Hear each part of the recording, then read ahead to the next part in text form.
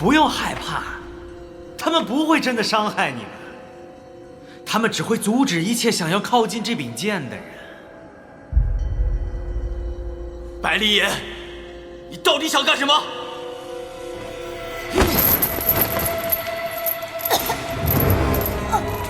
居然！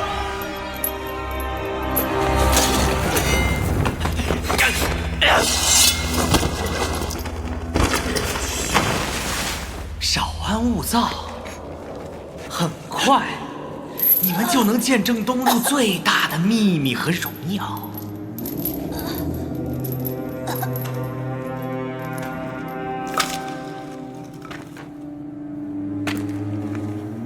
我的父亲曾经是这柄苍云古齿剑的主人。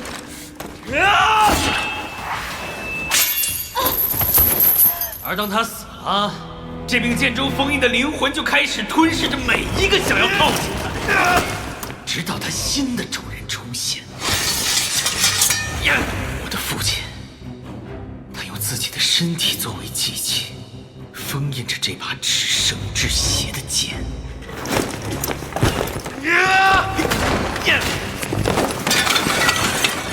而我将会成为这柄剑新的主人。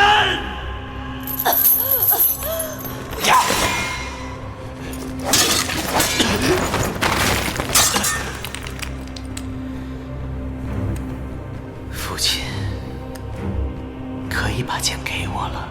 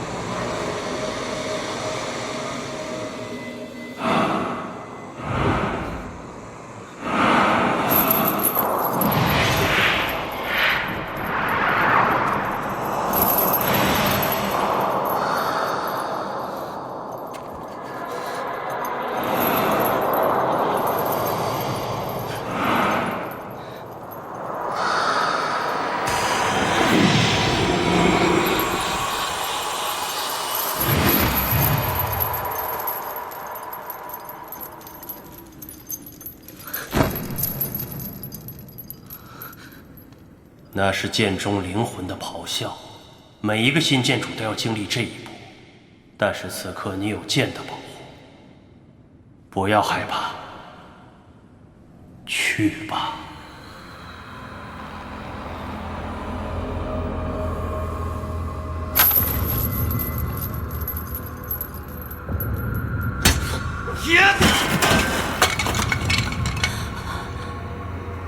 北辰之神，穹隆之地，奇异奇花无始无终。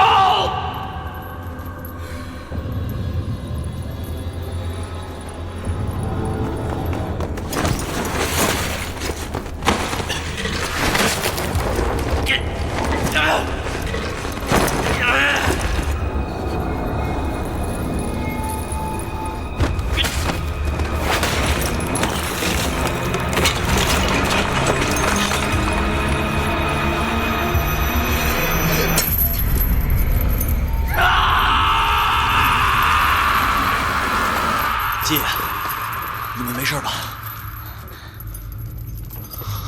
白丽岩，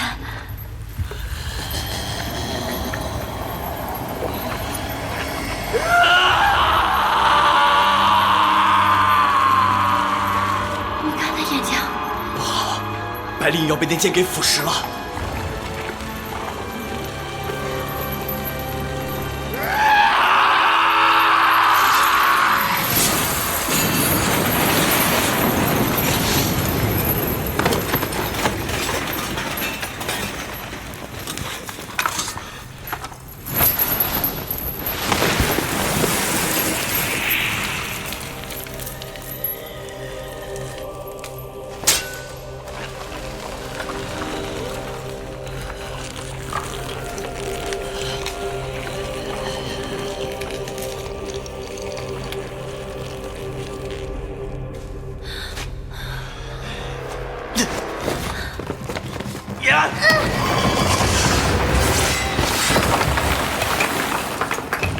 快走！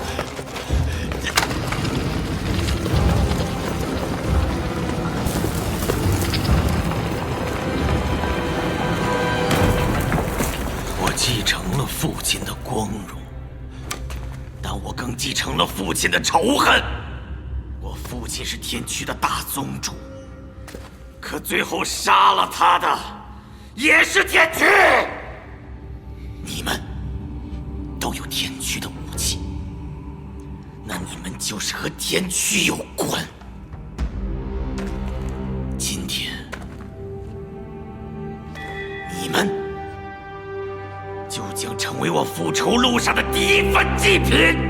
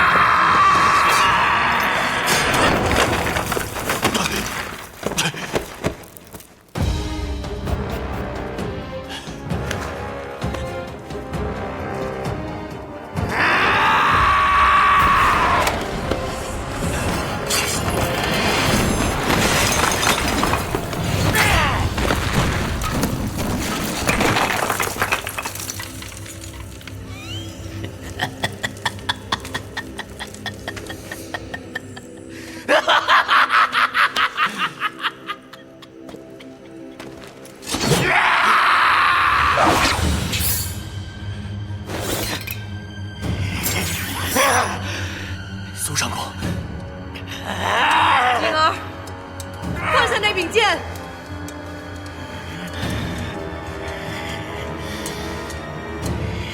世子，快带大家走。苏上公小心，别靠近他。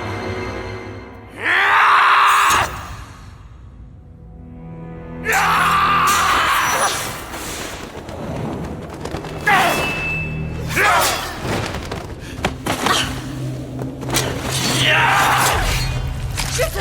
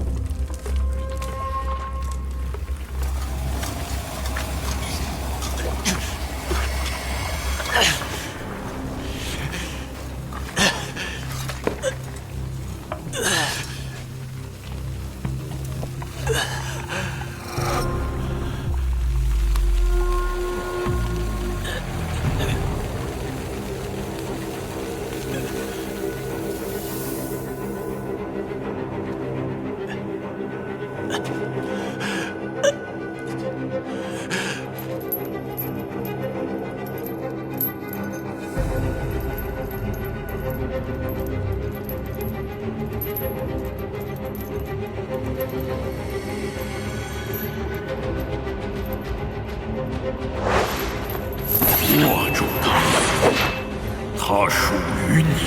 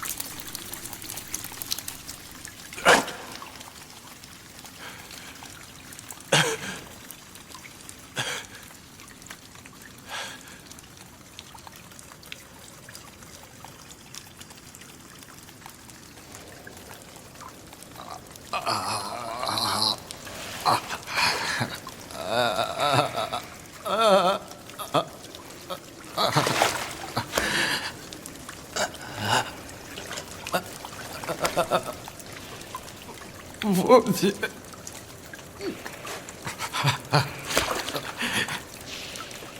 我不是那我见的人吗？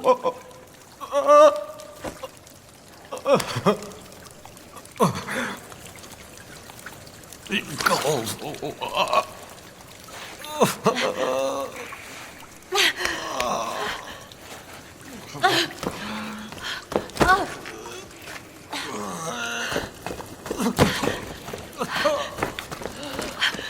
你告诉我为什么？你告诉我，云儿，你想要见你父亲一面，我带你去。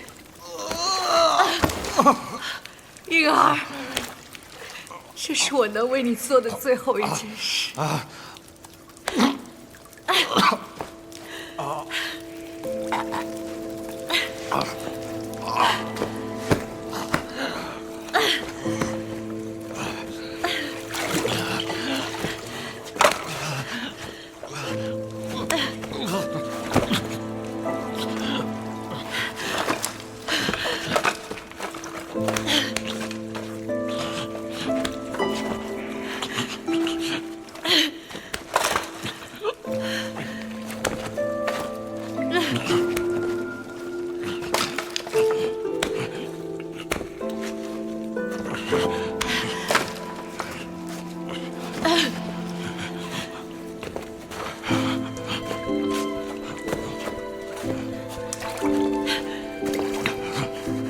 云儿，云儿，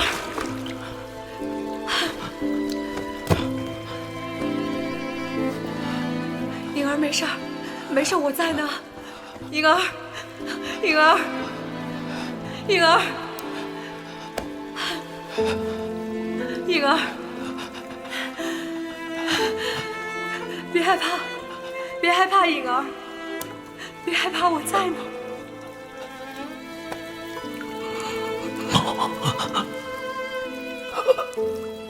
姐，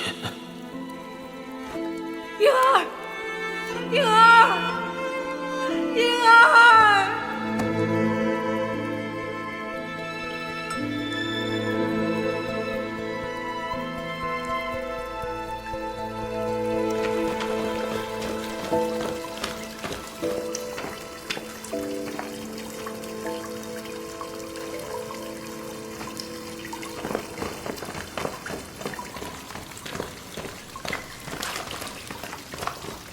世子，世子，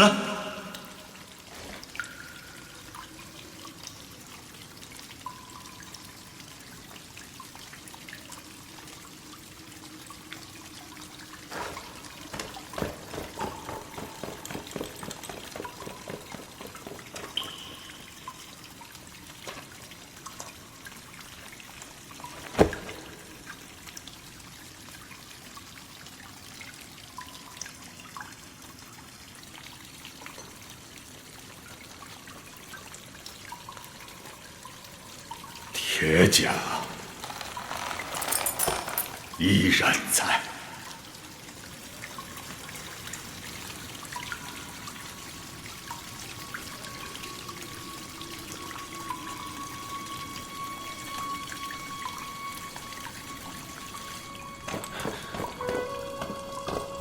雨然，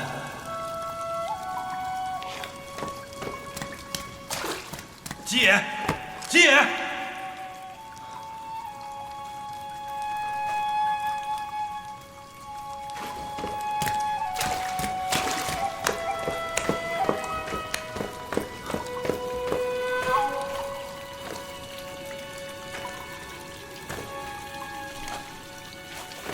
沈清，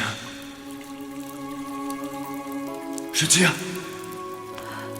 沈清，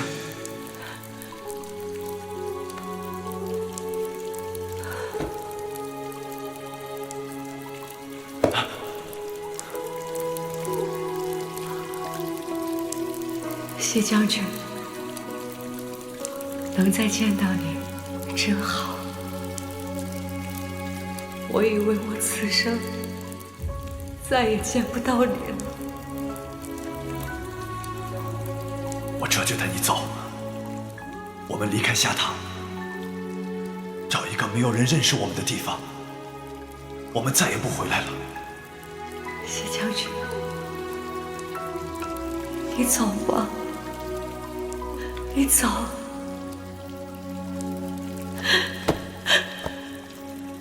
我不走，你不走，我也不走。我能陪你10几年，也可以继续陪着你，走完所有的路。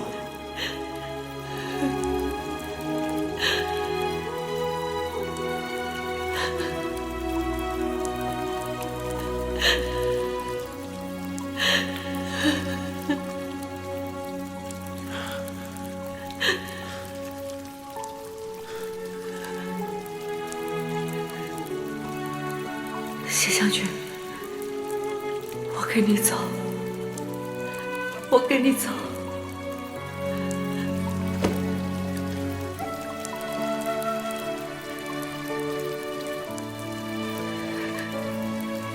走，走，走。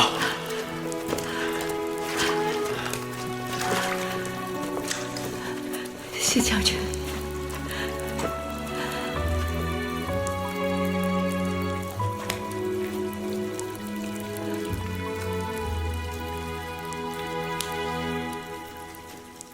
顺清，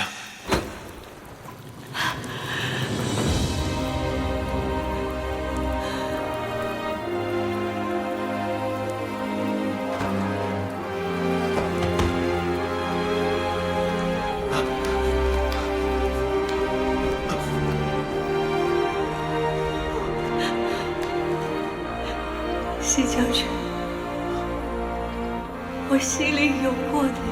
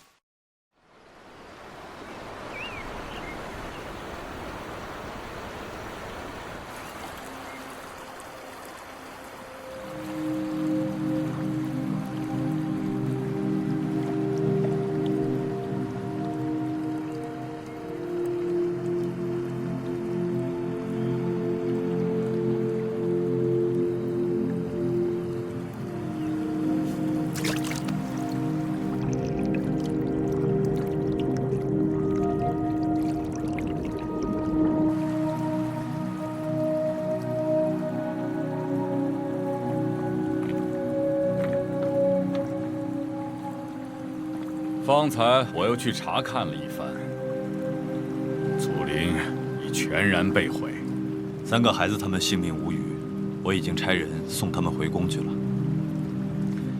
也不知道祖陵发生的这一幕，他们能记得多少？对于这些孩子们来说，恐怕难以接受。该知道的，早晚都会知道的。啊。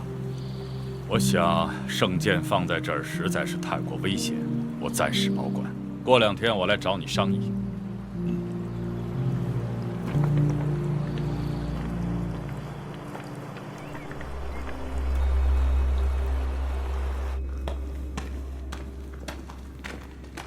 见过国主。情况怎么样？祖陵坍塌，封闭的石门损坏，目前还没有人进去。他们把所有能找到完整的剑都集中在一起了，但似乎没有一把是国主想要的剑。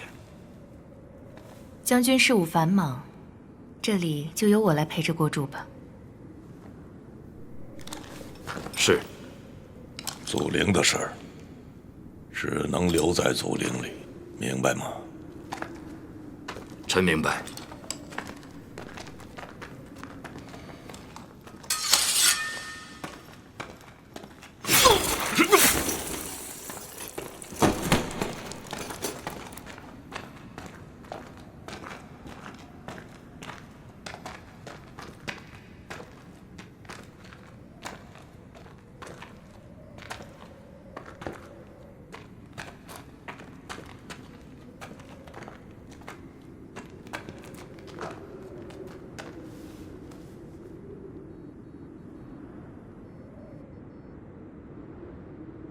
国主，剑已被人夺走，我们还是另作他谋吧。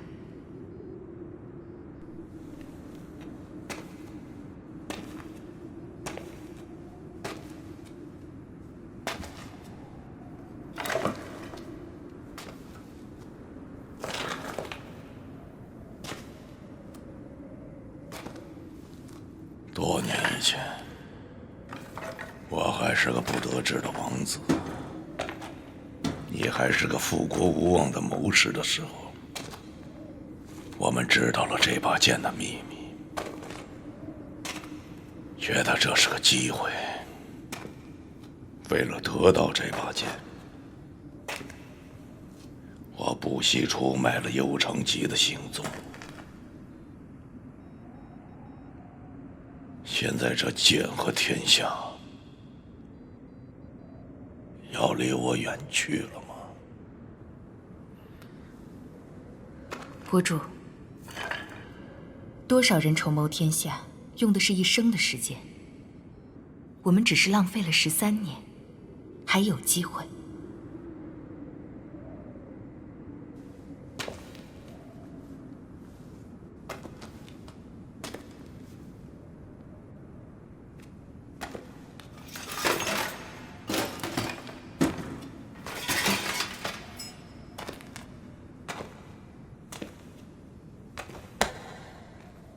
封锁整个下堂，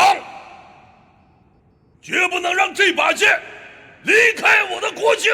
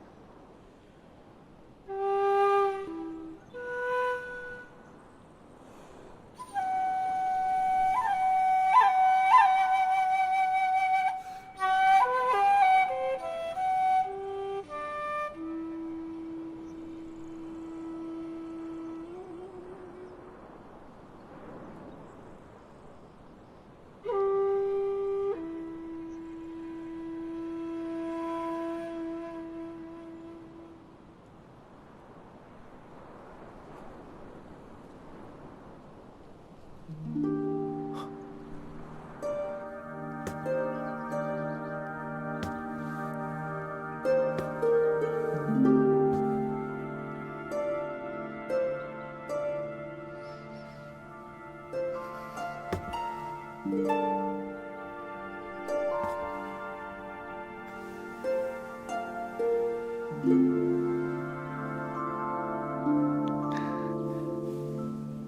然，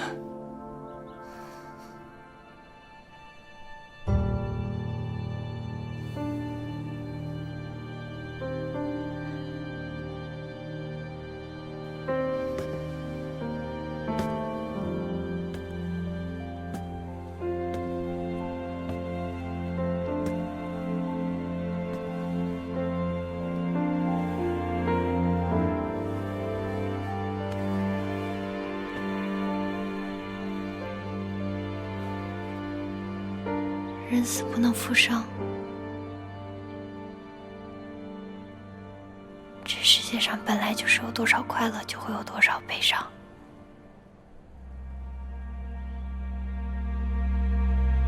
你念着他的好，便足矣了。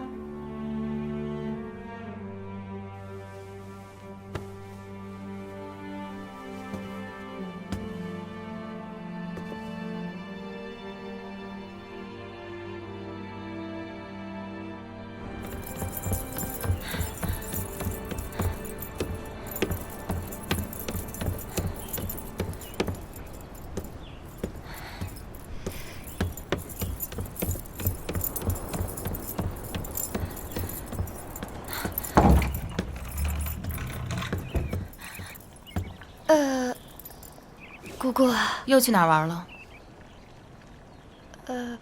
我早上被鸟吵醒了，我去打鸟去了。要是你真睡着了，怕是廊上那些野狗乱吠也叫不醒你吧？你这种小把戏啊，以后就不必在我面前演了。姑姑真是厉害啊！嘘，一天天就知道说。有件事情你必须知道，昨夜城中发生了很大的事情，国主震怒，现在是满城宵禁，到处缉拿歹徒。你最近最好少出去乱跑，不是人人都认得你是郡主，省得你倒是被抓了，我还要去廷尉府要人。怎么会呢？我这么听话是不是？怪不得我回来的时候看到那么多廷尉。姑姑，发生什么事了？连国主都惊动了。怕是惊动的远不止国主一人。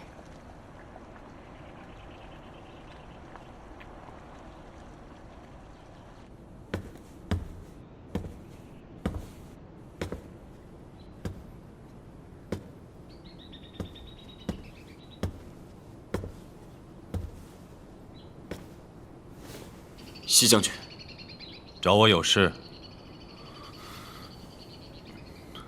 你在想是不是能信任我？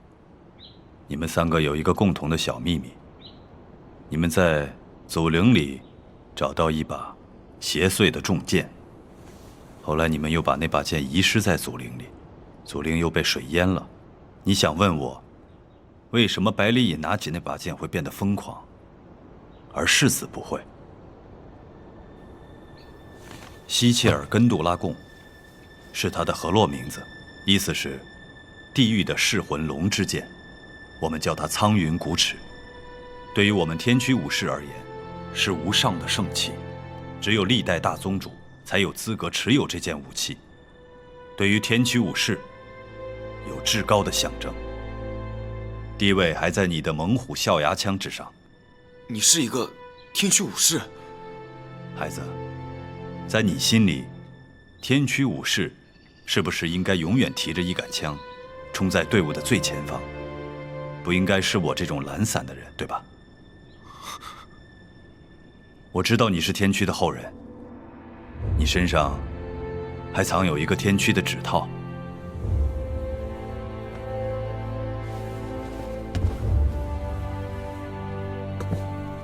你知道这东西会带来杀身之祸。可你依然藏在身上，必定有你的理由。关于天驱的历史，相信令尊已经都给你讲过了。可还有很多我不能告诉你的。你的父亲曾经背弃了天驱，原本天驱在你一生都不会找你，可自从你进入那个地宫，就又和我们有了联系。如果你不愿意加入我们，就从我身后的门离开，把今天听到的全部都忘掉。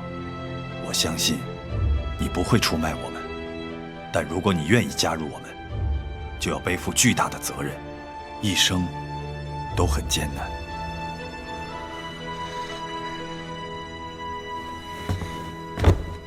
我愿意。孩子，不要这么着急决定你的一生。我没有什么好决定的，我只有这一个选择。我原本以为你是一个要封侯拜相、功名富贵的人。我是想要封侯拜相、功名富贵，那是因为我怕我哪天死了，没人记得我，也没做成任何事。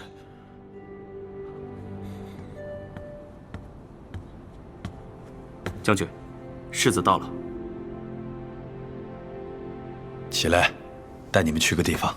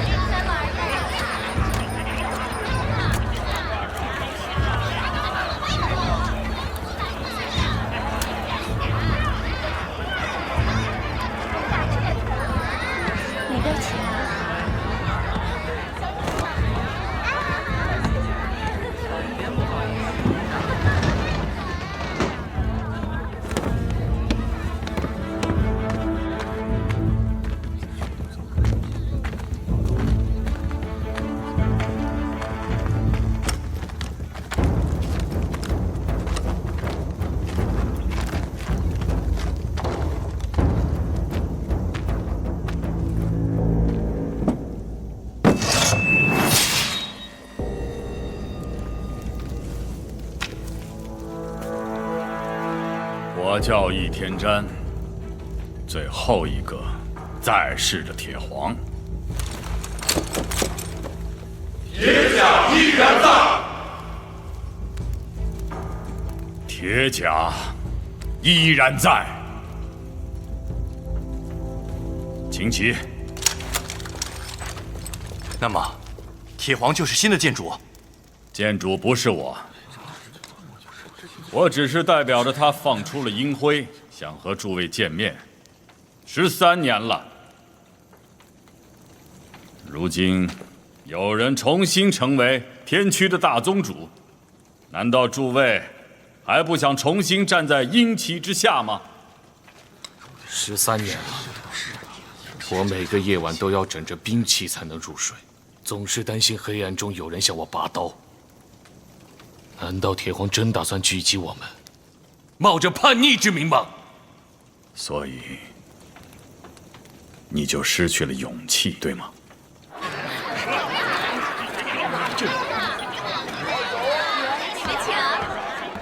在皇室眼里，我们确实还是一群逆贼，没有了皇室尊重，单凭一把圣剑，能做什么？所以你就失去了信仰，对吗？诸位。你们要见的建主到了。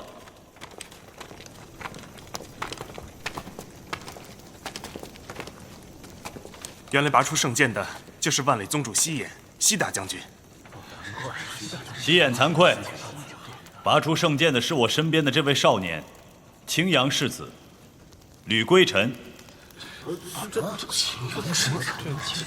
老师，这个少年就是建主？怎么可能？开什么玩笑！天驱怎么能由一个孩子领导？我们从来没有这样的大宗主。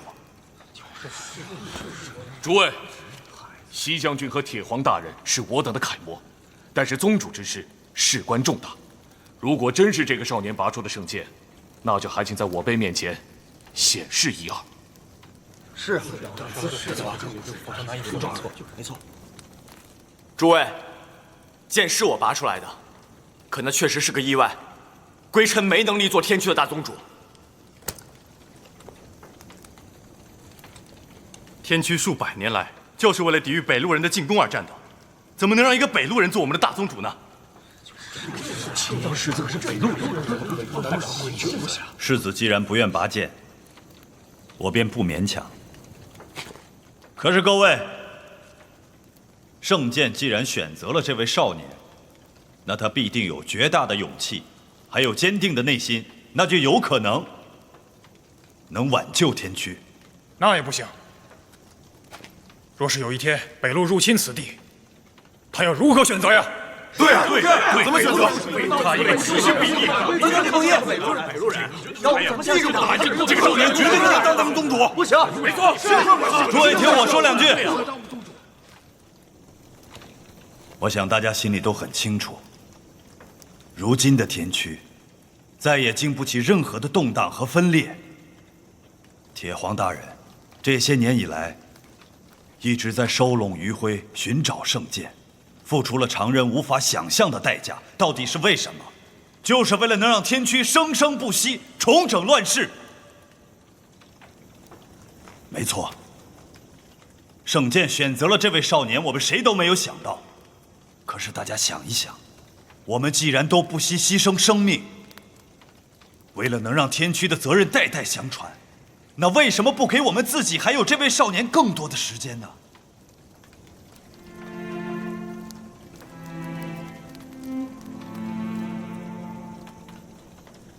你们的祖辈也曾逆风直火，在最绝苦的境地里，义无反顾的拔剑死战。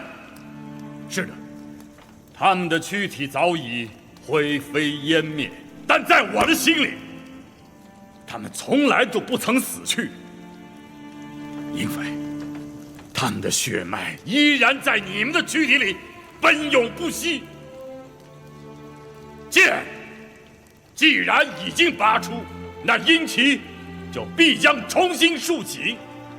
有人说事发突然，那好，我再给诸位3日，此地就将决定天驱的未来。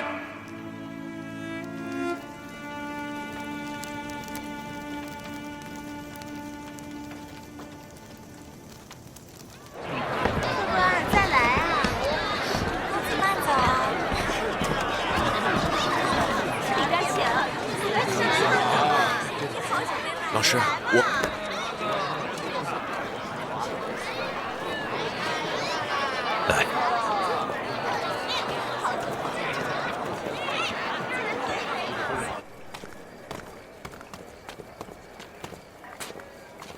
世子，我想让你知道，这到底是怎样的一柄剑。苍云古尺对于天驱来说，并不只是一件武器这么简单，它有着自己的意志和灵魂。是天驱数百年来不屈的传承，被这柄剑认可的人，便是天驱的大宗主。你就是这个人。老师，我来东路之前根本不了解天驱这个组织，而且那些天驱武士们，他们也不会认可我。有时候，不是你选择了命运，而是命运选择了你。老师可能不知道，我一直都是被推动着前进的。无论是回青阳做世子，还是来东路，其实都是命运帮我做的决定。可这些事情，我都没能做好。所以我想，我这么一个人，是做不了这个大宗主的。世子，我是一名天驱，也是你的老师。不管你做不做这个大宗主，你都要了解天驱。天驱并不是一个政治派别，也不是一个宗教力量，哪里有邪恶，哪里就有天驱。不管朝代更替，无论时移世易，天驱一直靠武力守卫着和平。我知道，他们改变了历史。抱着改变历史和留下荣光为目的的，都太过功利。只有进入天区，才会知道真正的坚定，是对失败、无名、屈辱，甚至污蔑，都可以坦然接受，不忘初衷。我祖父可以，我也一定可以。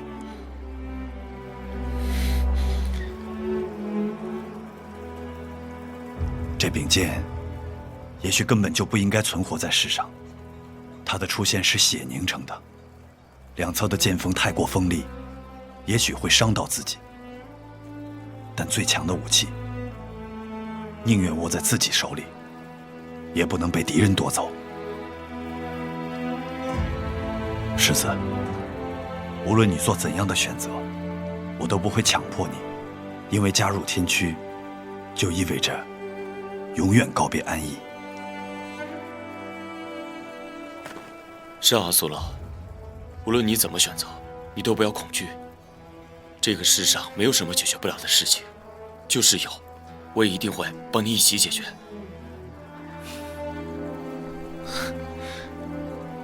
我们先离开这儿，这件事情容后再议。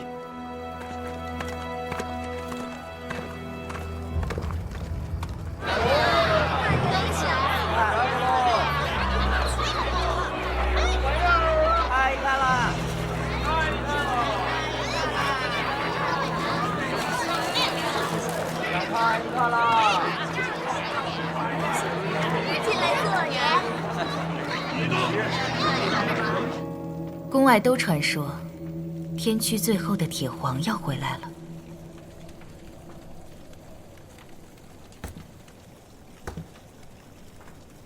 百里没能把剑给我带出来，姑这些年是走了眼了。禀国主，拓跋将军求见。请。是。有请拓跋将军。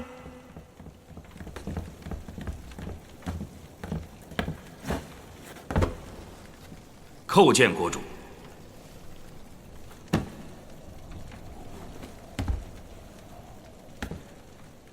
微臣这几日一直派人在城内打听剑的消息，如今有了重大的发现。说。祖陵震动之日，鬼符营的士兵曾看见祖陵附近的河滩上有3个年轻人的身影，似乎是青阳世子、宇郡主，还有基野那个孩子。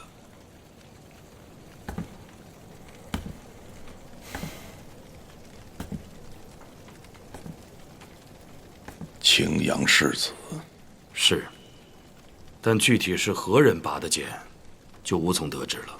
士兵见到他们3个人的时候，苍云古齿剑并不在。圣剑是唯一的圣剑，去把剑和他的新主人给我找回来。是。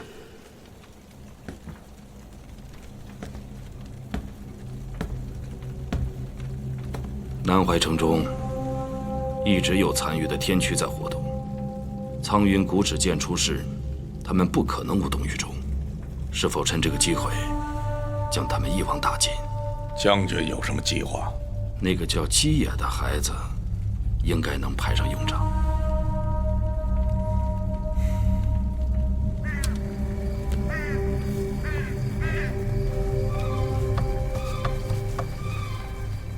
你是神使的人，不要忘记你的使命。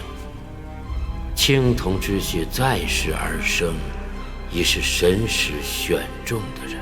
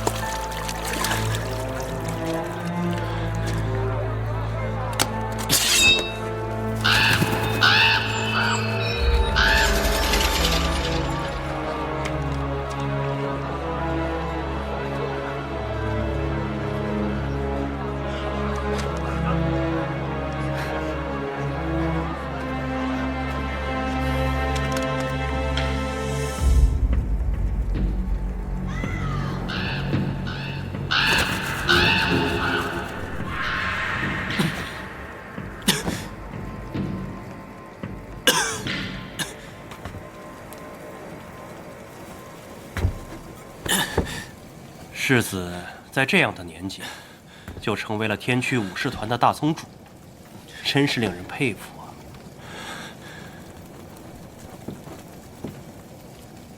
这似乎跟你没什么关系。离国使者，世子看我就只有离国使者这样简单吗？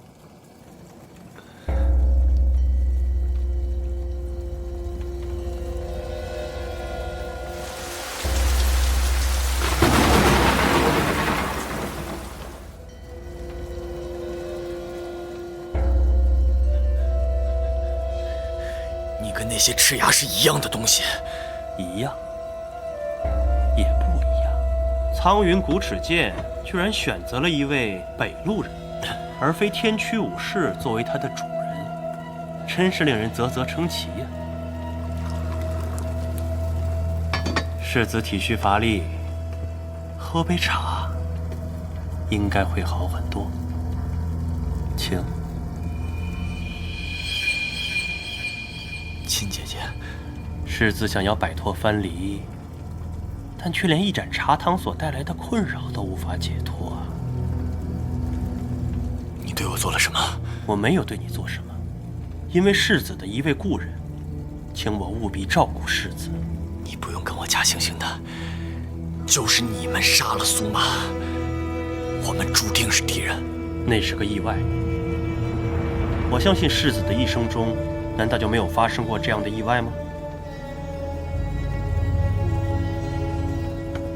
龙阁之皇的长女龙阁沁，她是世子在苏玛之外最好的朋友了吧？你们一起长大，情同姐弟。龙阁沁死在青阳部毁灭真言部的战争中，世子现在应该想起来了吧？到底是谁杀了那个女孩？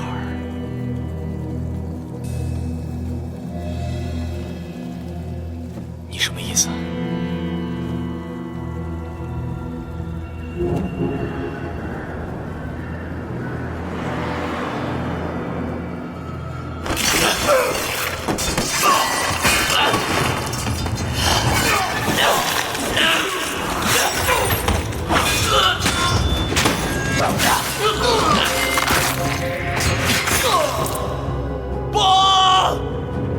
不要！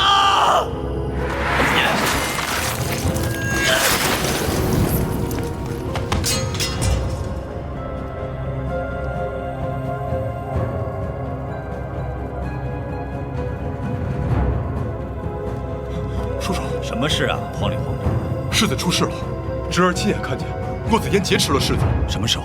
就刚刚在街上。叔叔，这可怎么办？骆子嫣行事诡秘，如果能让你看到，一定是他故意为之。应该就在附近。世子不必为那件事情所困扰，况且你无法控制自己的杀性，也并不是有意而为之。你是想告诉我，说我身体里面住着一个恶鬼，是吧？你们这些蛊惑人心的手段，我是不会信的。你不相信又能怎样？这就是你的宿命。世子也许忘记了，很多年以前你行将至死，是老师救了你，为此他不惜牺牲自己弟子的性命。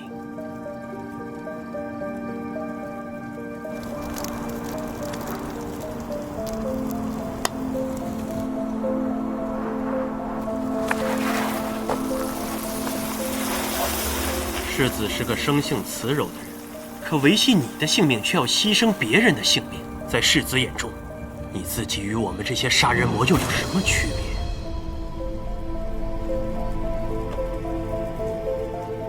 你抓我到这儿来，不就是想得到那把剑吗？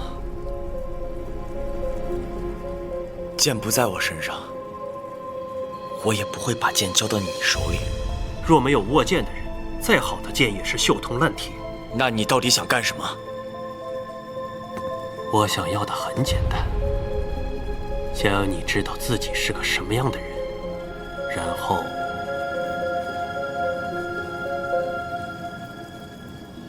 加入我们。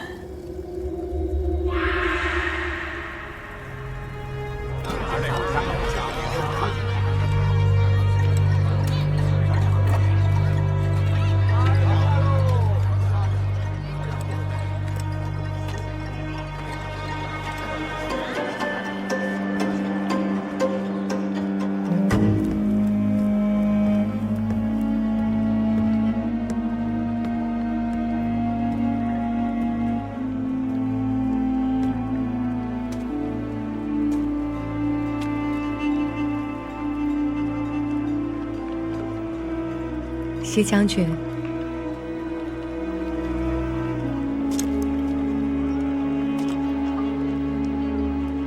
西将军深夜前来，是问苍生，还是问鬼神？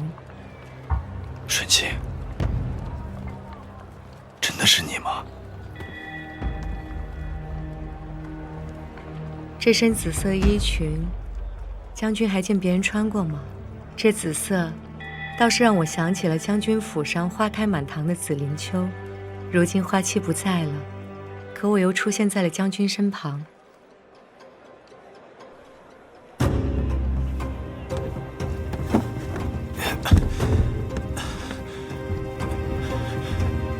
世子，你想好了吗？你本来就属于我们，加入陈月，老师会为你治病。我不会接受你们陈月的帮助。如果有一天我真的会变成恶鬼，那么我会在那天之前亲手结束自己的生命。世子真是个固执的人，我低估世子了。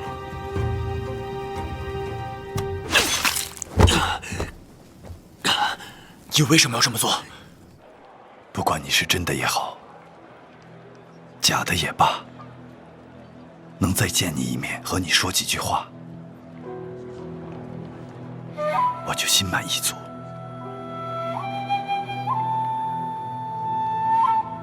从前是时光太短，来不及与你相亲相近。如今我心愿已了，我们有很多的时间。你真的已经放下了吗？如果是，在地宫里你还给我的东西，可以再重新接受吗？当然可以。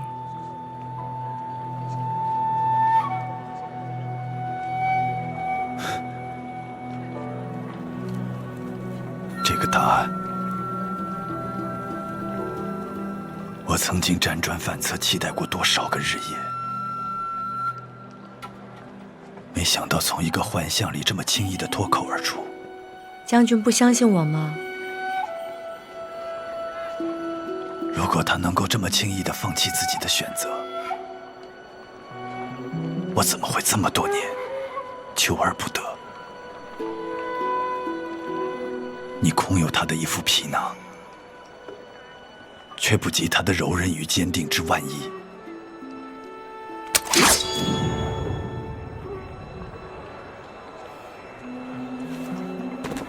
世子觉得天区是光明的，我们就让世子去光明的那边。世子觉得我是恶人，觉得陈月是黑暗的，那我的命便是世子的了。直到有一天你会知道，黑暗里的人才是真正关心你的人。世子，你生来就与我们是一体的。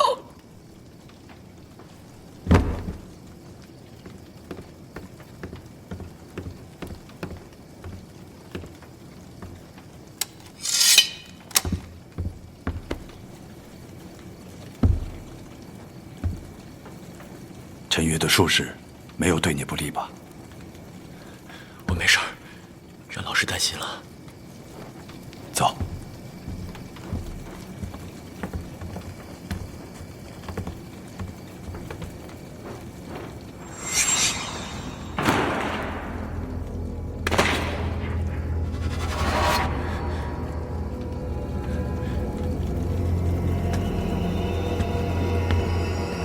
启禀国主，西将军求见。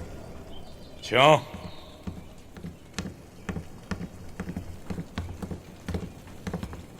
拜见国主。孤听闻骆子嫣劫持了世子，世子现在如何？臣赶到的时候，他已经被骆子嫣所伤，但并无大碍，现在正在归红馆休息。无大碍就好。这个骆子嫣现在何处？已经死了，而且他的身份不只是离国的使者。他身死的时候，赤牙的果身空有一副皮囊。这个骆子嫣为什么要劫持世子？据臣猜测，应该和世子来的时候遇刺一样，是有意要破坏我们跟青阳的结盟。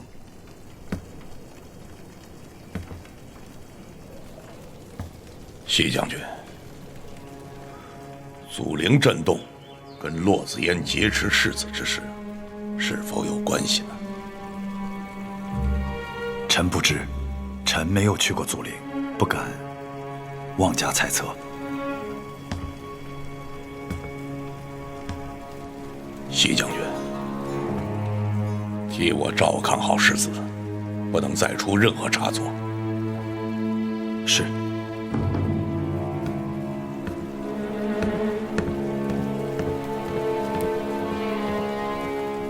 世子无碍吧？暂时没什么大事儿，只是这个西言好像并未对寡人说出全部的事情。一切看，祖陵震动，圣剑被盗，骆子嫣劫持世子这些事情接连发生，恐怕绝非巧合。若西将军牵连其中，以他的性格，国主也是多问无益。他有胡将之称，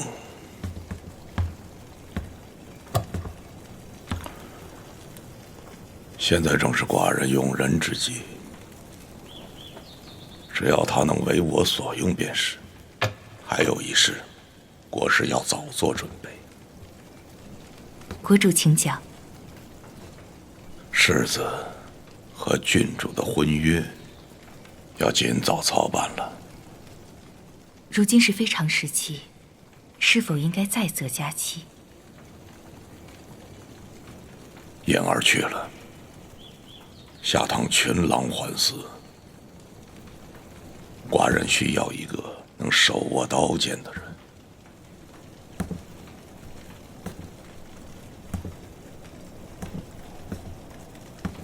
祖陵震动那日，玉然和世子在不在一起？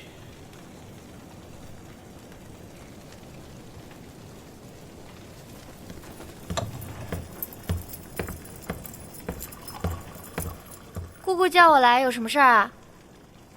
没什么事情就不能叫你来了。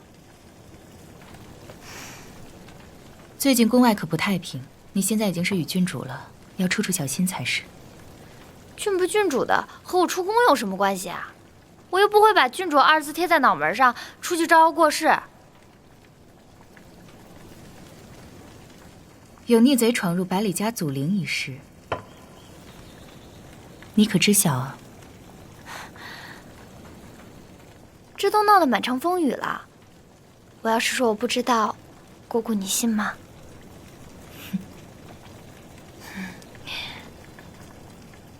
那日你在何处啊？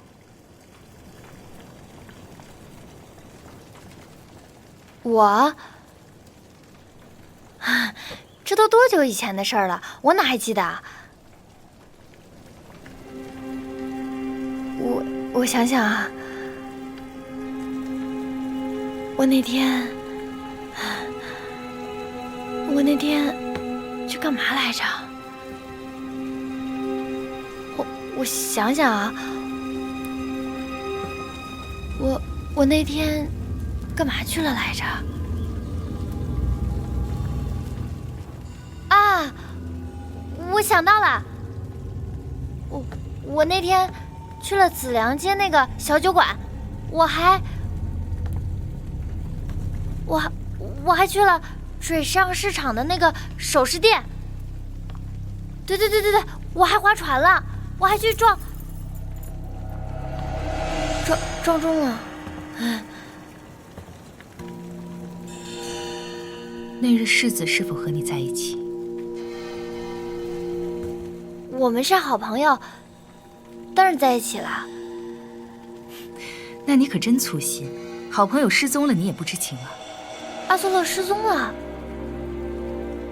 那你们赶快派人去找啊！他可是青阳世子。若是进了祖陵，还仅仅是青阳世子这么简单吗？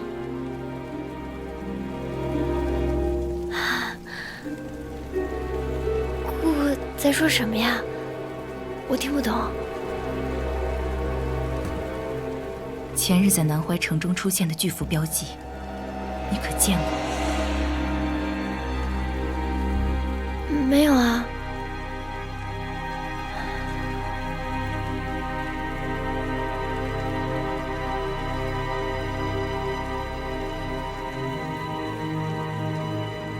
你和你的好朋友跟天驱逆贼没关系最好，否则谁也救不了你们。姑姑，你们赶快去找阿苏洛啊！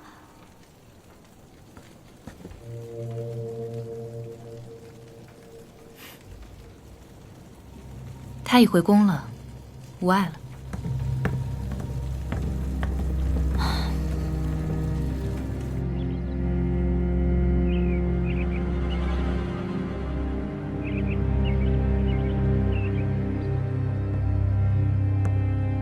西将军，世子呢？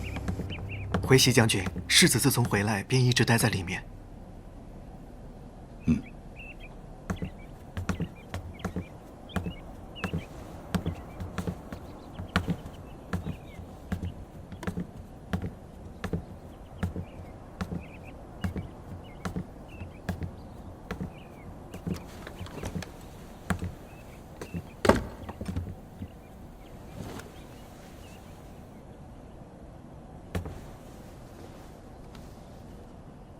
老师，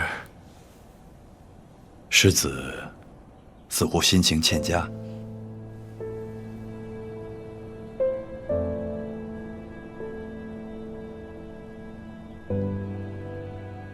骆子言说的都是真的，那一切都是我做的。他对世子都说了些什么？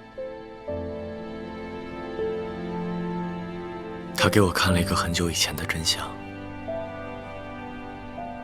是我亲手杀了养大我的姐姐，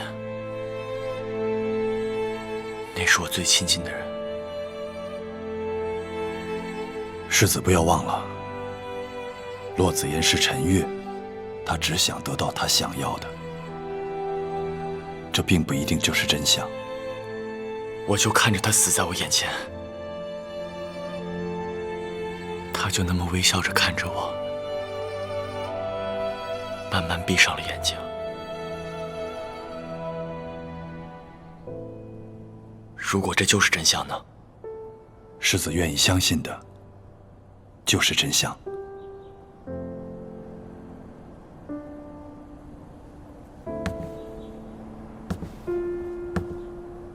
你的姐姐离开了我们，永远都不会再回来了。世子的情绪我无法感同身受，因为我不是你。可是我也有过相似的感受，在我心底一直惦记着一个人，他曾经是我的救命恩人，可后来我却眼睁睁看着他在我面前死去。老师说的是苏尚宫吗？